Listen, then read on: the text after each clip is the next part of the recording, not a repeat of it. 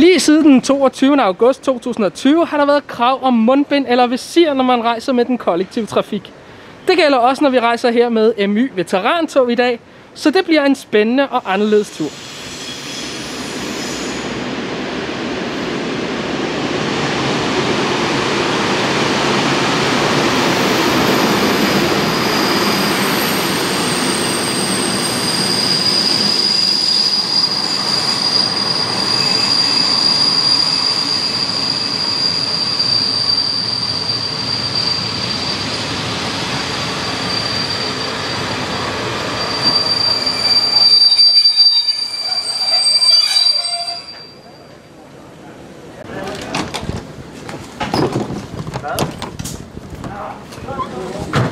Så skal vi lige finde vores plads. Og det er lige her. Turen i år hed Midtjylland rundt, og vi startede som sædvanligt i Odense og kørte denne gang til Herning, og herfra via Silkeborg og Skanderborg til Aarhus, og videre til Langå, hvorfra vi kørte via Viborg til Struer, og så tilbage til Odense. Så det var ren kørsel med så få ophold som muligt. Men med coronarestriktioner, som gjorde, at vi kun havde halvt så mange passagerer med, som der var pladser til.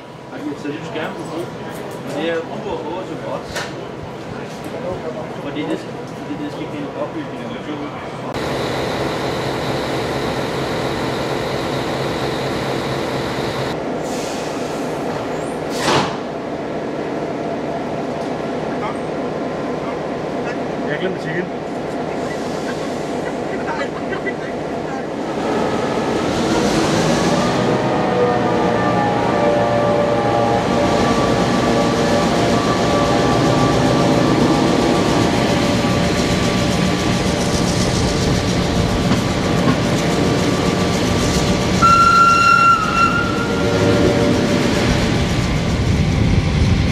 Jeg tror ikke rigtigt, det duer med det her, vi siger.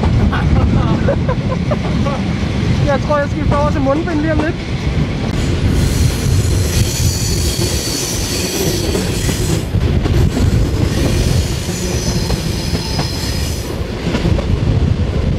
Vi siger, at det dukker alt for meget, så nu har jeg taget mundbind på. Der blev heller ikke serveret morgenmad på turen, på grund af coronarestriktionerne. Så de fleste tog morgenmad med hjemmefra. Det smager rigtig godt.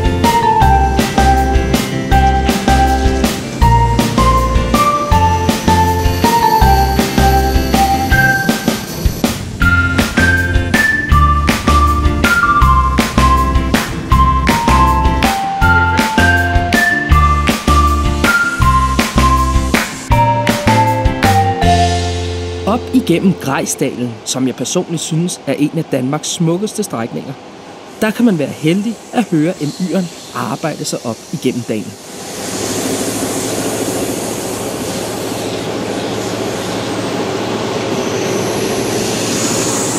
Dem, som ikke nåede med på turen, har i stedet valgt at følge toget flere forskellige steder i landet for at få nogle gode billeder.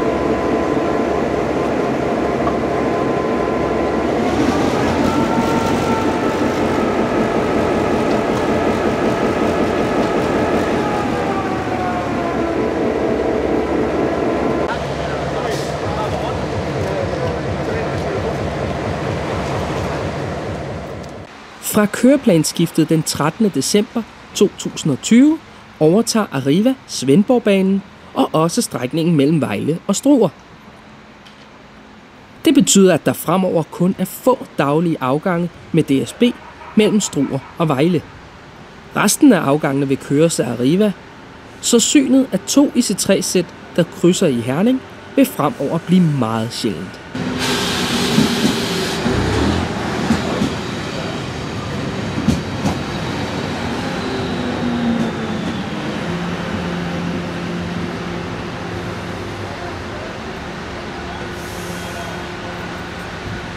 Og efter omløb så fortsætter turen til Aarhus via Silkeborg og Skanderborg.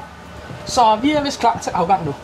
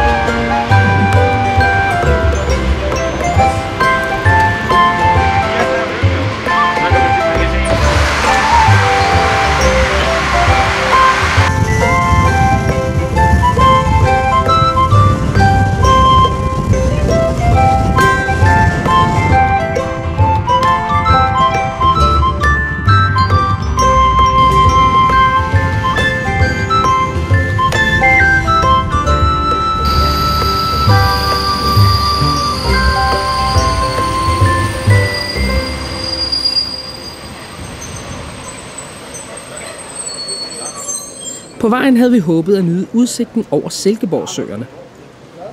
Men det kraftige regnvejr gjorde det svært. I stedet kan vi nyde Rys stationsbygning, mens vi venter på en krydsning. Og det er en rigtig fin tur igennem langs med Silkeborgsøerne.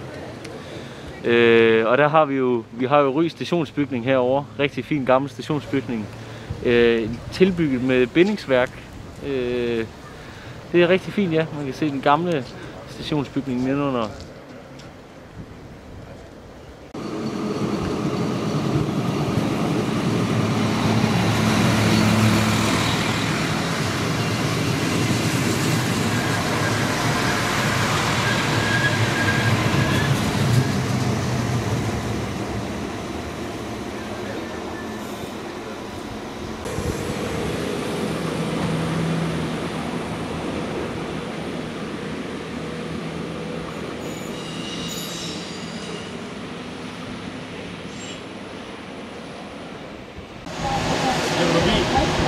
Siger du forbi?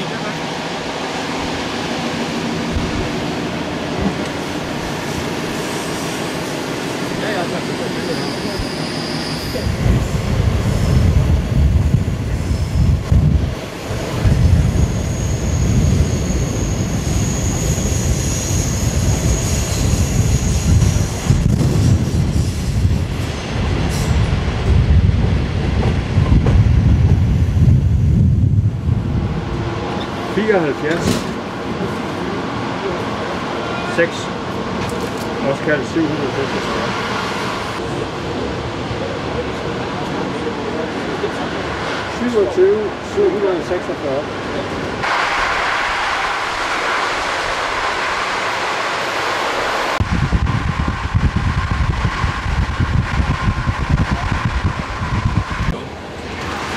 Kan vi friste med noget her? Ikke lige musik.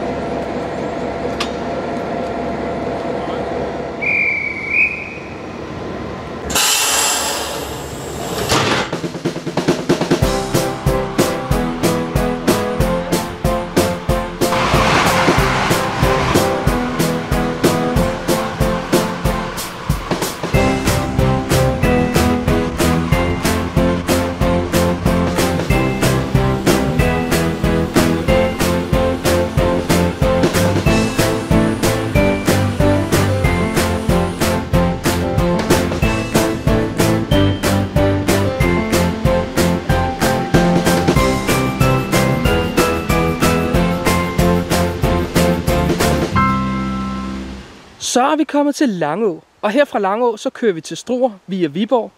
En strækning, som ikke vil kunne betjenes af veterantog, medmindre de har ETCS installeret. Banen mellem Langå og Struer bliver nemlig den næste strækning i Jylland, som får det nye signalsystem ERTMS installeret.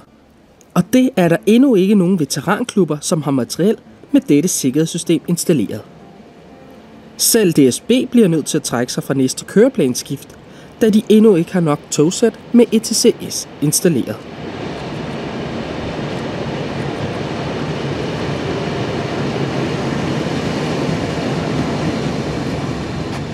Men firmaet Alstom er i fuld gang med at installere det i DSB's IC3-tog, hvilket faktisk sker i denne hal i Langå.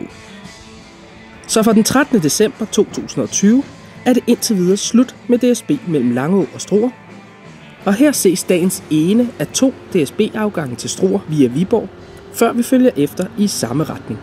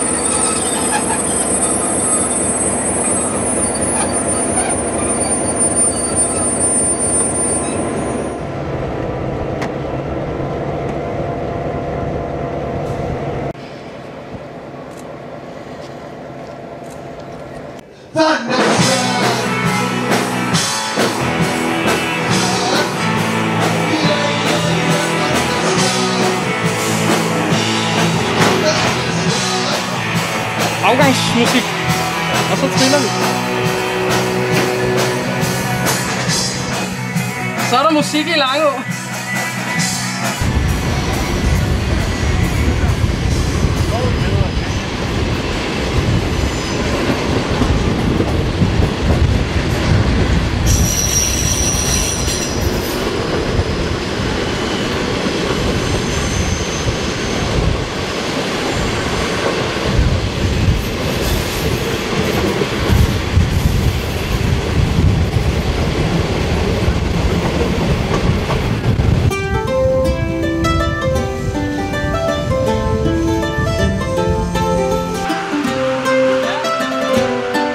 Nu kører vi så på Langå-Struer jernbane, som er fra 1862. Om lidt passerer vi Viborg, som tidligere har haft forbindelse til Himmerland, Herning og Mariager. Og på turen bliver der nørdet en hel del om de gamle jernbaner. Så oprindeligt så var Viborg en reposementsstation, der hvor det psykiatriske hospital det ligger nu nede ved søerne. Og så i 1896 der åbner den nye station så, altså den nuværende, hvor linjeføringen så blev ændret til at gå op forbi byen, og så cirka der, hvor banen mod Løgstør og den nuværende bane, de skiller nu, der fortsatte banen så sydom, ned til den gamle linjeføring igen. Og så efter 2. verdenskrig, der laver man så om på linjeføringen igen til den nuværende, så man ikke behøver at køre sydom og så forbi Ravnstrup, men forbi en ny station i Ravnstrup nu nordom. Herudover blev stationen i 2016 ombygget, således at man rykkede spor 1 mod syd for at få plads til en ny vej. Og remisen, som heldigvis er fredet, skal renoveres i år. Og Banedanmark prøver nu at få den solgt til et godt formål.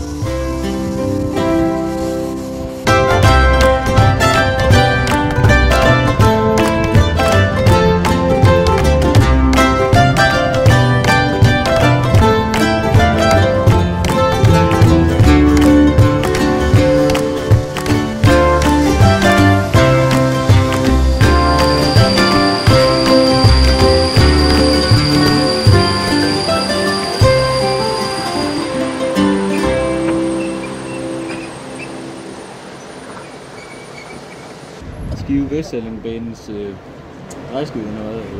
Broen opført 56. Skive har også været et lidt større knudepunkt, dengang der var jernbane til både Rødding og Glyngøre, som begge i dag for længst er nedlagt.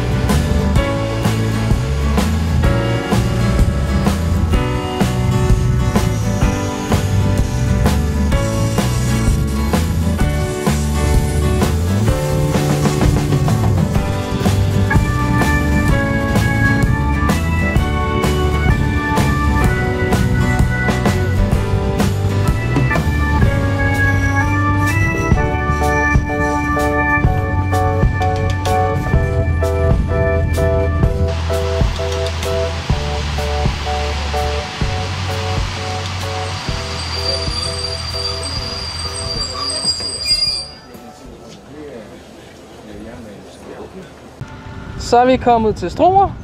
Og her i Struer laves der hurtigt omløb, inden turen går retur mod Odense. Så det er ikke meget ophold, vi får på turen i dag.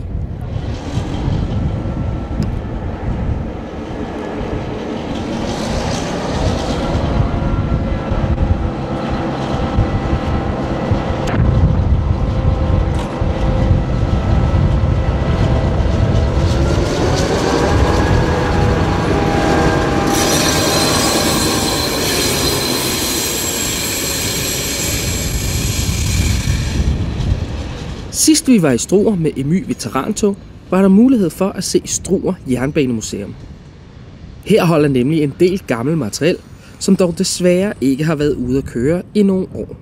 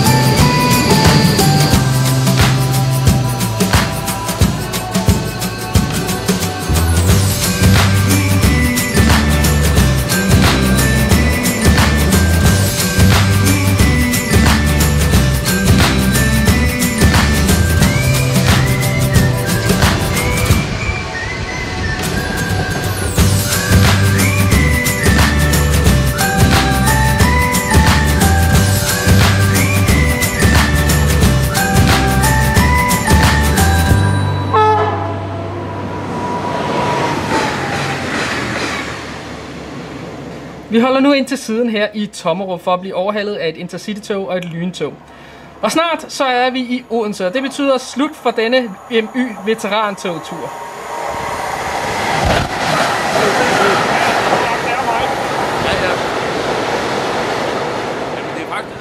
Så jeg vil sige tak fordi I så med. Husk at give et like og abonnere på kanalen, og så beklager jeg meget for denne lidt anderledes video.